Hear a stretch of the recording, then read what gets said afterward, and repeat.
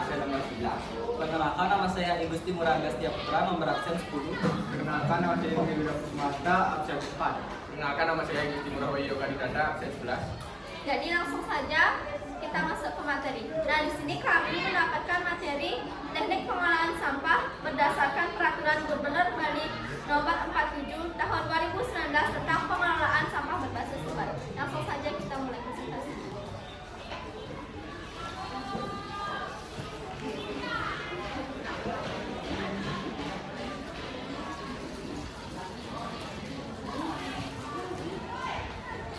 Baik, yang pertama materi yang akan dibahas teknik pengelolaan sampah berdasarkan peraturan Gubernur Bali nomor 47 tahun 2019 tentang pengelolaan sampah berbasis sumber. A. Pengertian sampah. Sampah adalah sisa kegiatan sehari-hari manusia atau proses alam yang berbentuk padat atau semi padat berupa zat organik atau anorganik, bersifat dapat terurai atau tidak dapat terurai yang dianggap sudah tidak berguna lagi. Pengertian pengelolaan sampah. Pengelolaan sampah adalah proses yang melibatkan pengumpulan, pemrosesan, pengolahan dan pembuangan sampah dengan tujuan untuk menjaga kebersihan, mencegah pencemaran lingkungan dan memaksimalkan manfaat yang dapat diperoleh dari sampah. Baik, dan selanjutnya pengertian berbasis sumber. Teknik pengelolaan sampah berbasis sumber adalah sebuah teknik yang dirancang untuk mengubah sampah menjadi berkah. Pengelolaan berbasis sumber sendiri memiliki bangunan di mana kita mendapatkan sampah tersebut, di sana kita membuang sampah tersebut atau dibuang di tempat sampah. Adapun implementasi dari pengelolaan sampah berbasis sumber dapat dengan pola 3R, yaitu reduce, reuse, recycle. Reduce adalah pengurangan segala kegiatan yang dapat menimbulkan sampah. Kemudian reuse adalah menggunakan kembali sampah secara langsung dengan fungsi yang masih sama ataupun fungsi yang berbeda. Yang ketiga yaitu recycle atau daur ulang. Recycle adalah pemanfaatan kembali sampah dengan beberapa tahapan pengolahan.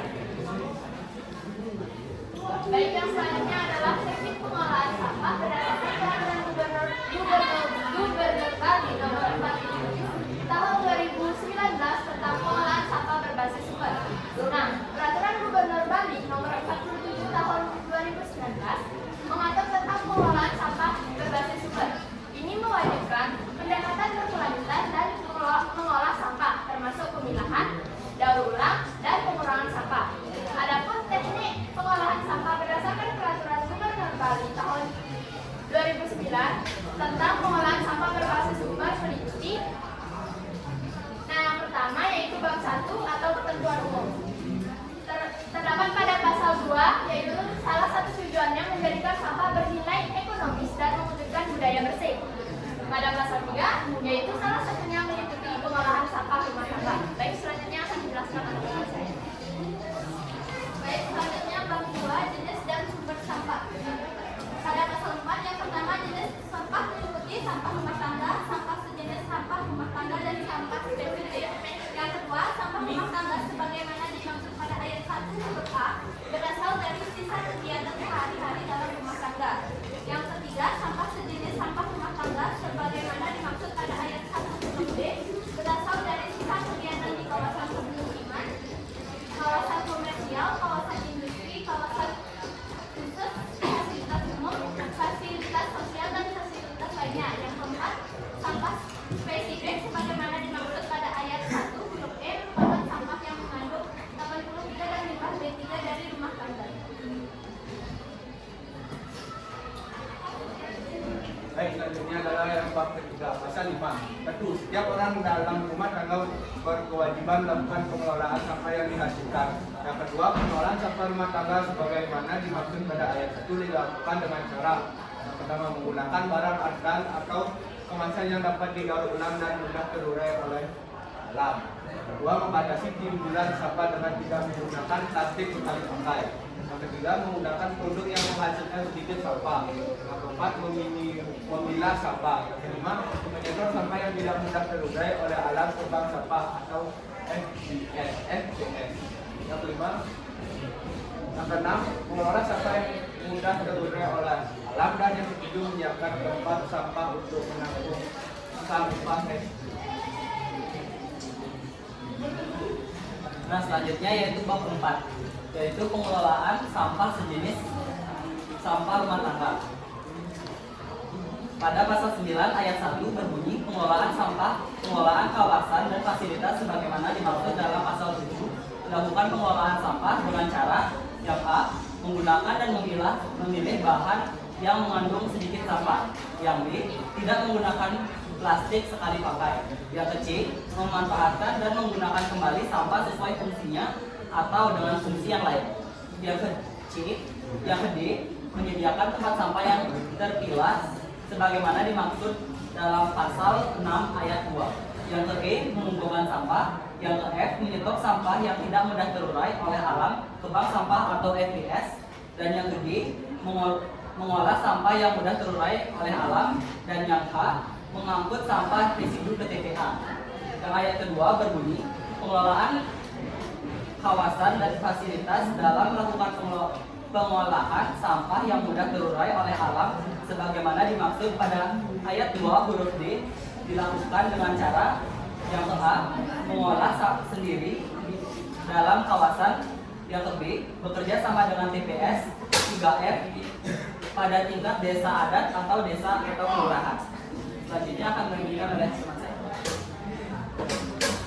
Dan yang selanjutnya bab 5 tentang pengelolaan sampah spesifik.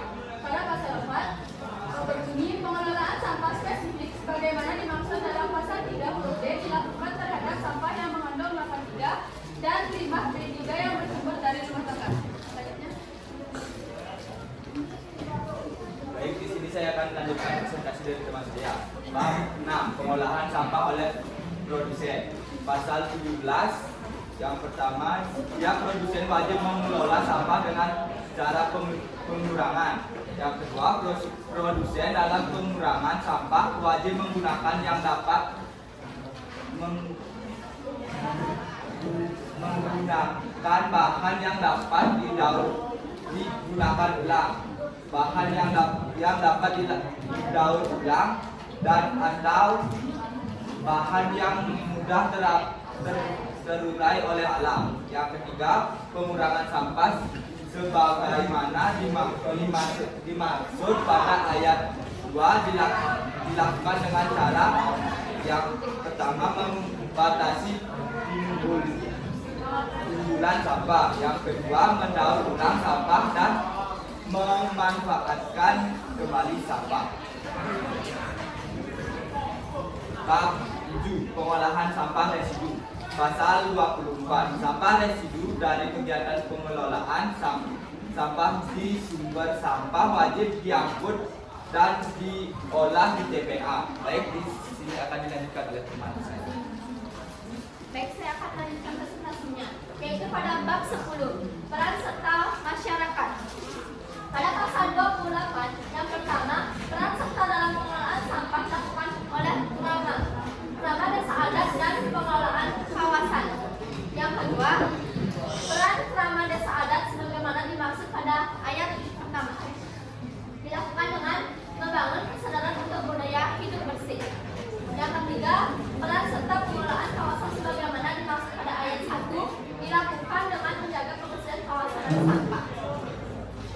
Nah, di sini juga SMA dan Desa Islam sudah memberikan solusi untuk menanggulangi dari banyaknya sampah dengan mengubah sampah menjadi uang melalui Wiguna Waste Bank atau WWB. Nah, di sini juga kita membuat sebuah produk yaitu EcoBreak. Mohon maaf, saya ulangi, yaitu ekoenzim. Jadi, ekoenzim atau cairan serbaguna adalah cairan fermentasi alami yang terbuat dari buah-buahan yang difermentasi bersama dengan gula merah atau molase. Ekoenzim dianggap ramah lingkungan karena dapat mengurangi penggunaan bahan kimia berbahaya. Rumus ekoenzim yakni yang pertama yaitu molase, yang kedua bahan organik, yang ketiga air dan kulit buah. Dengan perbandingan 1/3/10. cara pembuatan ekoenzim sendiri, yaitu yang pertama dengan mengisi wadah dengan air. Selanjutnya kalian isi wadah tersebut yang sudah terisi air dengan molase, kemudian diaduk. Selanjutnya kalian isi kulit buah atau bahan-bahan organik yang sudah kalian potong kecil-kecil. Selanjutnya ditutup dengan rapat.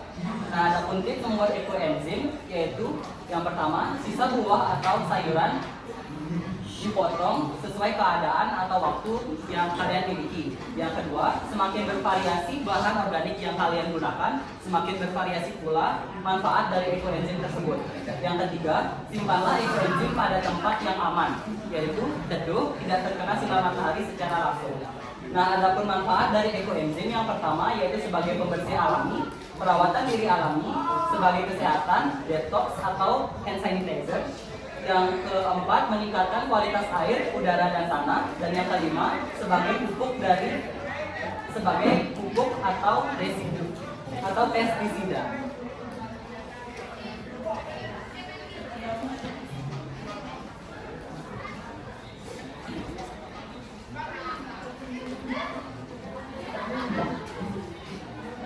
Jadi sekian presentasi dari kelompok kami. Maaf apabila terjadi kesalahan kata. Kami tutup dengan para mesan. Oh, sandi, sandi.